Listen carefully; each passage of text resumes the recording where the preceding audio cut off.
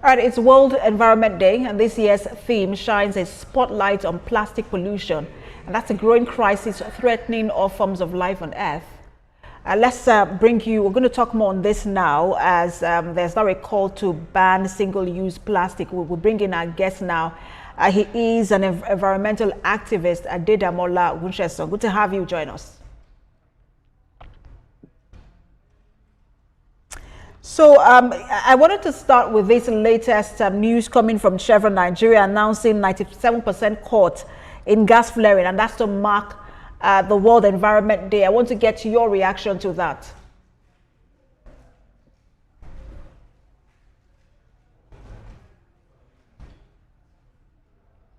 Mr. Adedamola, if you can hear me, you might have to unmute yourself.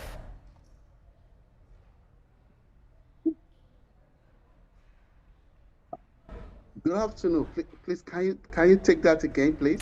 So I was going to I was trying to get your reaction rather to the latest announcement from Chevron Nigeria. They are announcing a 97% cut in gas flaring to mark the World Environment Day, and I was asking if your reaction to that, and then how far that will go in terms of combating climate change. That's impressive. Gas flaring, it's a contributor to greenhouse gas emission and contributes significantly to climate change issues.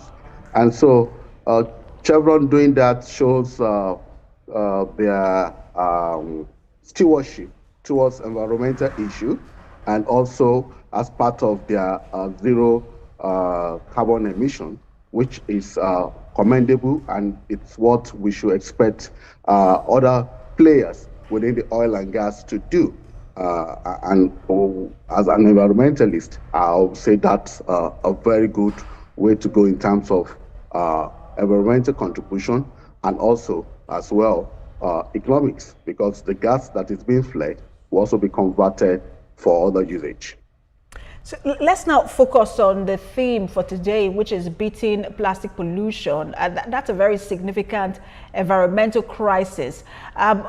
For example, the COP conferences will always focus on gas flaring, majorly, reducing carbon emissions. But why haven't we made beating plastic pollution a major conversation globally? It's because sometimes you want to focus on the commercial emitters or big-time emitters, but it's also important to look at consumption, because plastic pollution usually emerge from consumption, and because as population grows every day and people go around, the mobility of people increases, the use of plastic for different purposes, which includes from water to food, for packages around the world, increases as well. The number of people moving around airports, seaports, bus stations around the world has increased. And so there's need to start talking about such new thinking with regards to how do we manage human consumption with regards to its effect on climate change. And plastic pollution is one of them, because when plastic disposal are not well managed, then it's going to will be a major crisis. Already we have the crisis on our hands. Plastic pollution is as sink into our food consumption and ecosystem.